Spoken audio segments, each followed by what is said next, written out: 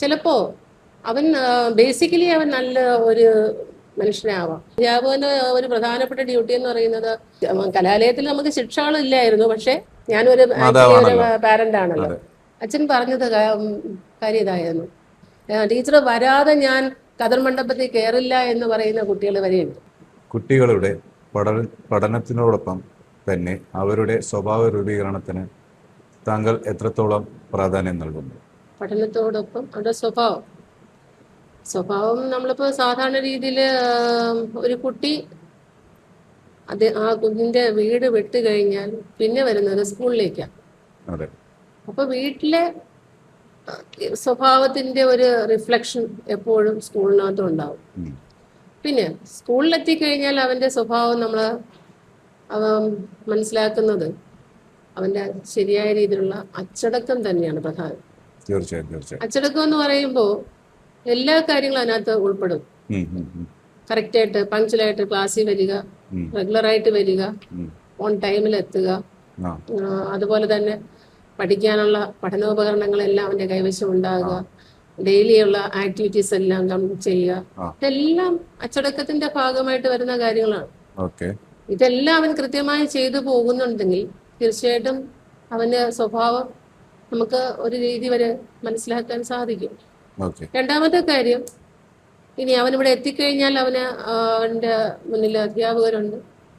സ്വാഭാവികമായിട്ട് നമുക്ക് കൊടുക്കാൻ കഴിയുന്നത് നമ്മുടെ അധ്യയനത്തോടൊപ്പം തന്നെ അവനെ മനസ്സിലാക്കാനും അവനെ ഉൾക്കൊള്ളാനും അവനെ സ്നേഹിക്കാനും ഒക്കെ നമുക്ക് സാധിച്ചാൽ തീർച്ചയായിട്ടും അവനിൽ നല്ലൊരു മാറ്റം നമുക്ക് ഉണ്ടാക്കിയെടുക്കാൻ സാധിക്കും.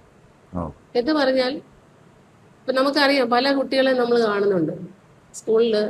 ചിലപ്പോ വീട്ടിലൊക്കെ നല്ല സ്വഭാവമുള്ള കുഞ്ഞുങ്ങളായിരിക്കാം, പക്ഷെ ഇവിടെ എത്തുമ്പോൾ പലപ്പോഴും അവന്റെ കൂട്ടുകെട്ടുകൾ അവനെ മറ്റൊരു തലത്തിലേക്ക് എത്തിക്കാറുണ്ട്. ചിലപ്പോ നമ്മൾ കാണുന്ന ചില കാര്യങ്ങളാണ്, ചില കുട്ടികളിൽ അങ്ങനെ കാണാറുണ്ട്. പക്ഷേ അവിടെയും നമ്മൾ അവനെ കാണാനും കേൾക്കാനും മനസ്സിലാക്കാനും ഒക്കെ സാധിക്കണം. ചിലപ്പോ അവൻ ബേസിക്കലി അവൻ നല്ല ഒരു മനുഷ്യനാവാം, പക്ഷെ അവന്റെ ചുറ്റുപാടുകൾ അവനെ ഇല്ലാതാക്കാറുണ്ട്. ആ ചുറ്റുപാടുകളൊന്നും നമ്മുടെ സ്കൂൾ അന്തരീക്ഷത്തിനകത്ത് വരുന്നില്ല എങ്കിൽ, അല്ലെങ്കിൽ അവന് ശരിയായ രീതിയിൽ വളരാനുള്ള ഒരു സാഹചര്യം അവന് നമ്മുടെ സ്കൂളിൽ നമ്മൾ കൊടുക്കുന്നില്ല എങ്കിൽ തീർച്ചയായിട്ടും അവൻ വിചാരിക്കുന്ന തലത്തിലെത്താൻ സാധിക്കില്ല. അപ്പോൾ അവന്റെ സ്വഭാവത്തെ നമ്മൾ മനസ്സിലാക്കി എന്താണ് ഇപ്പൊ നമുക്കറിയാം, നമ്മുടെ ചില കുട്ടികളെ സംബന്ധിച്ച് സ്കൂളിൽ വരും, ഇറഗുലർ ആയിട്ട് വരും, ലേറ്റ് കമറായിട്ട് വരും. പക്ഷെ അതെന്താണ് കാരണമെന്ന് നമ്മൾ മനസ്സിലാക്കാൻ ശ്രമിക്കണം. അച്ചടക്കമില്ലായ്മയാണ് അതിന്റെ പ്രധാനപ്പെട്ട ഒരു കാരണം. അച്ചടക്കം ഇല്ലാതിരിക്കാനും ചില കാരണങ്ങളുണ്ട്. അവൻ ലേറ്റായിട്ട്, ചിലപ്പോ അവൻ ശരിയായ രീതിയിൽ നല്ല സ്വഭാവമുള്ള കുട്ടിയാണ്, പക്ഷെ ലേറ്റായിട്ട് വരുന്നതിന് ചില കാരണങ്ങളുണ്ട്. ഞാൻ പറയുകയാണെങ്കിൽ ഒരു മൂവിയിൽ കണ്ടിട്ടുണ്ട്, അവനവന്റെ മാതാപിതാക്കളെ എവിടെയോ ആക്കാൻ വേണ്ടിയിട്ട് ഒരു കൊച്ചു കുഞ്ഞിന്റെ വീഡിയോ എല്ലാ ദിവസവും തല്ല് മേടിക്കും, ടീച്ചറിന്റെ കയ്യിൽ നിന്ന് തല്ല് മേടിക്കും. പിന്നെ ടീച്ചർ അവനോട് മാപ്പ് പറയുന്ന ഒരു ദിവസം, അതൊരു വല്ലാത്തൊരു ഹാർട്ട് ടച്ചിങ് ആണ്. അതാണ് ഈ പറയുന്ന പോലെ ചിലപ്പോ അവന്റെ സാഹചര്യം കൊണ്ടായിരിക്കാം ലേറ്റ് ആവുന്നത്. തീർച്ചയായിട്ടും അങ്ങനെ ഒരുപാട് കുട്ടികളുണ്ട്. ഇപ്പൊ നമ്മളിപ്പോ ഒരു കുട്ടി ലേറ്റ് ആയിട്ട് വരുന്നു, സ്ഥിരം ലേറ്റ് ആയി വരുന്നു, അപ്പൊ അവനോട് ചോദിക്കുമ്പോൾ നമുക്ക് മനസ്സിലാക്കാൻ ആദ്യമൊന്നും പറയില്ല, പക്ഷെ കഴിയുമ്പോ അവൻ പറയും ടീച്ചർ ഇന്നതാണ്. പക്ഷെ ഒരു പണിഷ്മെന്റിലോട്ടൊക്കെ പോകുമ്പോഴായിരിക്കും അവൻ പറയുന്നത് ഇന്നതാണ് റീസൺ എന്ന് പറയും. അങ്ങനെയുള്ള നമുക്ക് ശരിയായ രീതിയിൽ അധ്യാപകന് ഒരു പ്രധാനപ്പെട്ട ഡ്യൂട്ടി എന്ന് പറയുന്നത് അവന്റെ സ്വഭാവ രൂപീകരണം തന്നെയാണ്. അധ്യയനത്തോടൊപ്പം അവരത് രൂപീകരിച്ചെടുക്കണമെങ്കിൽ എന്തൊക്കെ ചെയ്യണമെന്നാണ് ഒരു അഭിപ്രായം? അധ്യാപകരിപ്പോ സർക്കാർ തന്നെ ഇപ്പൊ ഒരുപാട് പോളിസികൾ കൊണ്ടുവന്നിട്ടുണ്ട്. കുട്ടികളോട് സിമ്പതി ഉണ്ടായിരിക്കണം, എമ്പതി ഉണ്ടായിരിക്കണം, സ്നേഹമേ കൊടുക്കാവൂ, ശിക്ഷിക്കരുത്, അങ്ങനെ ഒത്തിരി കാര്യങ്ങൾ ഇപ്പൊ സർക്കാർ സാധാരണ രീതിയിൽ നമ്മൾ ചെയ്യുന്ന കാര്യങ്ങൾ തന്നെയാണ്. പക്ഷെ സർക്കാർ ഇപ്പൊ അത് നിയമപരമായി അത് കൊണ്ടുവന്നിട്ടുണ്ട്. അധ്യാപകരെല്ലാം ഏറെക്കുറെ അങ്ങനെ തന്നെയാണ്. കാരണം നമുക്കിന്ന് കുട്ടികളോടൊരു പണിഷ്മെന്റ് ഒന്നും പോകേണ്ട ഒരു സാഹചര്യം ആരും സ്വാഭാവികമായിട്ട് ഉണ്ടാക്കാറില്ല. തീർത്തും ചില നോർമൽ കേസസിലൊന്നും അങ്ങനെ ഇല്ല. ടീച്ചർ പഠിക്കുന്ന കാലഘട്ടത്തിൽ അങ്ങനെയല്ലായിരുന്നു. ഞാൻ പഠിക്കുന്ന കാലഘട്ടത്തിൽ അങ്ങനെ ഇല്ലായിരുന്നു. നമ്മുടെ കാലഘട്ടത്തിലുള്ള ആരും അങ്ങനെ ഒരു സാഹചര്യത്തെ ഫേസ് ചെയ്തിരുന്നില്ല. നമ്മളെല്ലാം ശരിക്കും അധ്യാപകരെ ഭയന്നും ശിക്ഷയെ ഭയന്നും ഒക്കെ തന്നെയാണ് നമ്മൾ സ്കൂൾ ജീവിതം കഴിച്ചു കൂട്ടിയ സ്കൂൾ ജീവിതം മാത്രമല്ല നമ്മുടെ കലാലയ ജീവിതങ്ങളും നമ്മൾ അങ്ങനെ തന്നെയാണ്. കലാലയത്തിൽ നമുക്ക് ശിക്ഷകളില്ലായിരുന്നു, പക്ഷേ നമ്മളെല്ലാവരും അതനുസരിച്ച് തന്നെ ഡിസിപ്ലിൻ മെയിൻറ്റെയിൻ ചെയ്ത് തന്നെയാണ് നമ്മൾ പോയിട്ടുള്ളത്. അതുകൊണ്ട് തന്നെ എനിക്ക് ധൈര്യമായിട്ട് പറയാൻ പറ്റും. ഞാൻ എൻ്റെ കുട്ടികളോടും പറയാറുണ്ട്, ഞാൻ ധൈര്യമായിട്ട് ഞാൻ പറയുന്നത് നിങ്ങളുടെ മുന്നിൽ പറയുന്നത് ഞാൻ ശരിക്കും ഡിസിപ്ലിൻഡ് ആയിരുന്നു. ഈ അബ്ദുൽ കലാമും ജവഹർലാൽ നെഹ്റുവും അല്ലെങ്കിൽ മറ്റ് പ്രശസ്ത വ്യക്തികളും ഈ കാലഘട്ടത്തിൽ കടന്നു പോയതല്ലേ. ഈ പറയുന്ന ഈ ഡിസിപ്ലിൻ ഉള്ളവർക്ക് നാളത്തെ ഭാവി എന്താണെന്ന് നമുക്ക് പ്രൊഡിക്ട് ചെയ്യാൻ പറ്റില്ല. പക്ഷേ അന്നത്തെ അച്ചടക്കമല്ലേ അവരെ ആ ഉന്നതങ്ങളിൽ എത്തിച്ചത്. തീർച്ചയായിട്ടും. അതുകൊണ്ടാണ് ഞാൻ പറയുന്നത്, ഞാൻ എൻ്റെ കുട്ടികളോട് എല്ലാ ദിവസവും പറയുന്നത് തന്നെ, എനിക്ക് യാതൊരു ഭയവും കൂടാതെ നിങ്ങളോട് പറയാൻ സാധിക്കുന്നത് ഞാൻ ഇങ്ങനെ ആയതുകൊണ്ടാണ്, ഞാൻ ഇങ്ങനെയാണ്. കാരണം ഇപ്പോഴും അങ്ങനെ തന്നെയാണ്. എൻ്റെ ജീവിതത്തിൽ ഒരു ഡിസിപ്ലിൻ ഞാൻ അന്നും ഇന്നും നാളെയും ഞാൻ അത് മെയിൻറ്റെയിൻ ചെയ്ത് തന്നെ പോകും. കാരണം എനിക്ക് അങ്ങനെ ഒരു ഡിസിപ്ലിൻ അല്ലാത്തൊരു ലൈഫിനെ കുറിച്ച് എനിക്ക് ചിന്തിക്കാൻ സാധിക്കും. അതുകൊണ്ട് അതാ പറഞ്ഞത്, എനിക്കത് എടുത്തു പറയാൻ കുട്ടികളോട് പറയാൻ പറ്റുന്നു. കാരണം ഞാൻ അങ്ങനെ അല്ലായിരുന്നെങ്കിൽ എനിക്ക് ഒരിക്കലും കുട്ടികളോട് പറയാൻ പറ്റില്ല. തീർച്ചയായിട്ടും പറയാൻ പറ്റുന്നത് ഞാനത് അവരോട് എടുത്തെടുത്ത് ഊന്നി പറയാറുണ്ട്. ഞാൻ ടീച്ചർ ഇത് നിങ്ങളോട് പറയുന്നത് ഞാൻ അങ്ങനെയാണ്, അതുകൊണ്ട് എനിക്ക് ആരെയും ഭയപ്പെടാതെ പറയാൻ സാധിക്കും. പ്രത്യേകിച്ച് ഞാൻ പഠിച്ച ഒരു കോൺവെന്റ് സ്കൂളിലാണ്. ശരിക്കും എനിക്ക് നല്ലൊരു ഡിസിപ്ലിൻ അവിടെ നിന്ന് കിട്ടിയിട്ടുണ്ട്. എനിക്ക് അങ്ങനെയുള്ള അധ്യാപകർ എനിക്ക് കിട്ടിയിട്ടുണ്ട്. അപ്പൊ അത് എൻ്റെ ഒരു വലിയൊരു മെറിറ്റായി കാണുന്നു. അത് ഞാൻ എൻ്റെ കുട്ടികൾക്കും ഞാനത് കൊടുക്കുന്നു. നമ്മൾ ഡെയിലി കുറച്ച് കാര്യങ്ങൾ പറഞ്ഞുകൊണ്ടാണ് കുട്ടികളെ ഈ അച്ചടക്കം പഠിപ്പിക്കുന്നത്. തീർച്ചയായും. അപ്പോൾ അത് അവര് എത്രത്തോളം ഏറ്റെടുക്കാറുണ്ടോ? അതൊരു മാറ്റങ്ങൾ വരാറുണ്ടോ? അതിൽ ഒത്തിരി മാറ്റങ്ങൾ വരുന്നുണ്ട്. പിന്നെ ചിലര് ഒന്ന് രണ്ട് എക്സെപ്ഷൻസ് ഏത് കേസിനും ഉണ്ടാവുമല്ലോ. 99% ആകാറുണ്ട്. ഒരു 1% അതൊരു നമുക്ക് പറയാൻ പറ്റില്ല. അത് അവര് അക്സെപ്റ്റ് ചെയ്യുന്ന രീതിയുടെ കുറ്റമാണ്. അവർ ശ്രദ്ധിക്കുന്നില്ല എന്നതാണ് എന്റെ സത്യാവസ്ഥ. പക്ഷെ അതില് എനിക്ക് ഒരു കാര്യം പറയാനുള്ളത്, മുൻകാലം എൻ്റെ പേഴ്സണൽ എക്സ്പീരിയൻസ് വെച്ച് ഞാൻ പറയുകയാണെങ്കിൽ എനിക്ക് മുൻകാലങ്ങളെ അപേക്ഷിച്ച് എനിക്കിപ്പോ ഇംപ്രവൈസേഷൻ ഒന്നും എനിക്ക് പറയാൻ സാധിക്കില്ല. കാരണം ആദ്യ കാലഘട്ടങ്ങളിൽ ഞാൻ കണ്ടിരുന്ന എൻ്റെ കുട്ടികള് ആക്ച്വലി അവര് 100% കറക്റ്റ് ആണെന്ന് തന്നെ എനിക്ക് പറയാൻ പറ്റും. കാരണം ഈ പറഞ്ഞ കാര്യങ്ങൾ വളരെ ലവബിൾ ആണ്, പിന്നെ റെസ്പെക്ട്ഫുൾ ആണ്, അതോടൊപ്പം തന്നെ വിധേയത്വമുള്ള കുട്ടികളാണ്, വിനയമുള്ള കുട്ടികളാണ്. അപ്പോൾ ഇപ്പൊ ഈ സർക്കാർ എടുത്ത മാറ്റം നല്ലത് തന്നെയാണ്. പക്ഷെ അത് ഈ ജനറേഷനിലെ കുട്ടികൾക്ക് അവർക്ക് ചെറിയ ബുദ്ധിമുട്ടുകൾ ഉണ്ടാകുന്നു. അത് നമ്മുടെ കുട്ടികളുടെ തെറ്റാണെന്ന് എനിക്ക് ഒരിക്കലും പറയാൻ സാധിക്കില്ല. ഒരു ജനറേഷൻ ഗ്യാപ്പ് വരുമ്പോൾ സ്വാഭാവികമായിട്ട് അങ്ങനെയൊക്കെ വരാൻ സാധിക്കും. പക്ഷേ ടീച്ചർ പറഞ്ഞപ്പോ 100% എന്ന് പറഞ്ഞപ്പോ എനിക്കതൊരു വലിയൊരു നല്ല മാറ്റമായിട്ടാണ് തോന്നിയത്. അത് നല്ലതല്ലേ? നമ്മൾ എത്രത്തോളം സ്നേഹം കാണിക്കുന്നു, അപ്പോൾ അവർ നമ്മൾ പറയുന്നത് കേൾക്കാൻ താല്പര്യമാണ്. നമ്മൾ അവരോട് വെറുപ്പ് കാണിച്ചാൽ അവർക്ക് കേൾക്കാൻ താല്പര്യമില്ല. അങ്ങനെ ഒരു കാര്യമാണ് ഞാൻ ശ്രദ്ധിച്ചത്. അതുകൊണ്ടാണ് ഞാൻ പറഞ്ഞത്. അപ്പോൾ ഈ സർക്കാർ എടുത്തത് നല്ലത് തന്നെയല്ലേ എന്ന്, അതുകൊണ്ടാണ് ഞാൻ ചോദിച്ചത്. നല്ല തീരുമാനം, ഇന്നത്തെ കാലത്തിന് അനുയോജ്യമായ തീരുമാനങ്ങളാണ് നമ്മുടെ സർക്കാർ കൈക്കൊണ്ടിട്ടുള്ളത്. അത് സ്വാഭാവികമായിട്ട് ഇംപ്ലിമെന്റ് ചെയ്യണം എന്നുള്ളതാണ് അവരുടെ. പുറം നാടുകളിൽ ഇങ്ങനെ തന്നെയാണ് ഡിസിപ്ലിൻ കൊടുക്കുന്നത്. നമ്മൾ ആദ്യം അവരോട് സ്നേഹിക്കാൻ എങ്ങനെയാണ് സ്നേഹിക്കേണ്ടത് പറഞ്ഞു കൊടുത്തുകൊണ്ട് തന്നെയാണ് സ്നേഹിപ്പിക്കപ്പെടുന്നത്. അല്ലാണ്ട് ബുക്കില് ഇങ്ങനെയാണ് സ്നേഹിക്കേണ്ടത് പറഞ്ഞു കാണിച്ചു കൊടുത്തിട്ട് കാര്യമില്ല. നമ്മളെപ്പോഴും ഒരു മോഡലാവുക, അത്രയേ ഉള്ളൂ. മോഡലാവുക. നമ്മൾ ഒന്നും പറഞ്ഞു കൊടുത്തല്ല ആക്ച്വലി ഒന്നും പഠിപ്പിക്കേണ്ടത്. ഞാൻ ആദ്യമേ പറഞ്ഞു എന്റെ അച്ഛന്റെ കാര്യം ഞാൻ പറഞ്ഞു. കാരണം ഞാൻ കണ്ടു വളർന്ന എന്റെ അച്ഛനാണ്. വളരെ ശാന്തശീലനായ ഒരു അധ്യാപകനായിരുന്നു.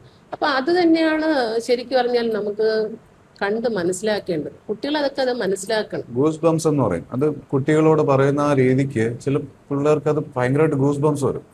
അതെന്ന് പറഞ്ഞാൽ അത്രയും പവർഫുൾ ആയിട്ടുള്ള വേർഡ്സ് ആണെങ്കിൽ മാത്രമേ വരുള്ളൂ. അല്ലെങ്കിൽ അത് ആരോ ഒന്ന് പറഞ്ഞു പോയെന്നുള്ള രീതിക്ക്. എത്രയോ അധ്യാപകരുണ്ടെന്നറിയാമോ? എന്നെ പഠിപ്പിച്ച ഒത്തിരി അധ്യാപകർ വളരെ സൗമ്യശീലരാണ്, ശാന്തശീലരാണ്. പക്ഷെ നമ്മളെയൊക്കെ കൈവെള്ളയിൽ നമ്മളെയൊക്കെ മനസ്സിലാക്കി കൊണ്ടുപോയ ഒരുപാട് അധ്യാപകരുണ്ട്. അതുപോലെ തന്നെ ആകണം നമുക്ക്.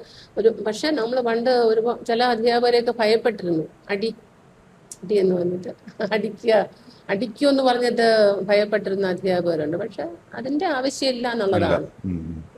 പക്ഷെ പലരും പറയാറുണ്ട് അടി കൊടുത്താലേ കുട്ടികൾ നന്നാവും. ചിലരുടെ മെന്റാലിറ്റി ഇതാണ്. പക്ഷെ അടി കൊടുത്ത് നന്നാക്കണം എന്ന് എനിക്ക് ഈ ഒരു കാലഘട്ടത്തിൽ എനിക്ക് പറയാൻ സാധിക്കും. കാരണം കുട്ടികൾ എത്ര തല്ല് കൊടുത്താലും കൊണ്ട് വീട്ടിൽ അച്ഛനമ്മമാർ വല്ലാതെ വിടുന്ന പിള്ളേരെ എവിടെയായിട്ട് തല്ലേ അങ്ങനെ ഒരു കാര്യം അവര് വിചാരിക്കുമ്പോ വീടാണ് നല്ലത്. അപ്പൊ ഇല്ല, ഞാൻ പലപ്പോഴും കണ്ടിട്ടുണ്ട്. ഞാൻ പ്രിൻസിപ്പൽ ആവുന്നതിന് മുമ്പ് പലപ്പോഴും ഞാൻ കണ്ടിട്ടുണ്ട് ചില അധ്യാപകർ തല്ലുമ്പോൾ സ്വാഭാവികമായിട്ട് കുട്ടികൾ ഇങ്ങനെ വളരെ ദയനീയമായിട്ട് അവരെ നോക്കി നിൽക്കുന്നത് കണ്ടിട്ടുണ്ട്. തല്ലേ കിട്ടിയിട്ടില്ല ആ, അവർക്ക്. എന്ന് മനസ്സിലായി. പിന്നെ ഇന്നത്തെ തലമുറയ്ക്ക് തല്ല് ഒട്ടും അനുയോജ്യമല്ല എന്നാണ് ഞാൻ മനസ്സിലാക്കുന്നത്. കാരണം ഒരു വീട്ടിലും മാതാപിതാക്കൾ കുഞ്ഞുങ്ങളെ തല്ലും. അതാ ഞാൻ പറഞ്ഞത്, മാതാപിതാക്കൾ തല്ലാത്തിടത്തോളം കാലം അധ്യാപകൻ തല്ലുമ്പോൾ അധ്യാപകർ ശത്രുക്കളാവും. ഇതിന്റെ ശരിയും തെറ്റും കുട്ടിക്ക് മനസ്സിലാവുന്നില്ല. അധ്യാപകൻ ആരാ എന്നെ തല്ല, എന്റെ അച്ഛൻ എന്നെ തല്ലിയിട്ടില്ല, എന്റെ അമ്മ എന്നെ തല്ലിയിട്ടില്ല. അത് തന്നെയാണ് മാതാപിതാക്കളും പറയുന്നത്, എന്റെ കുട്ടിയെ ഞാൻ തല്ലിയിട്ടില്ല. പണ്ട് കാലങ്ങളിൽ അച്ചടക്കം കുറവുള്ള കുട്ടികൾ തല്ലുമ്പോൾ സ്റ്റിക്ക് പിടിക്കാറുണ്ട്. ഞാൻ കണ്ടിട്ടുമുണ്ട്, എനിക്ക് എക്സ്പീരിയൻസ് ചെയ്തിട്ടുള്ള കാര്യങ്ങളാണ്.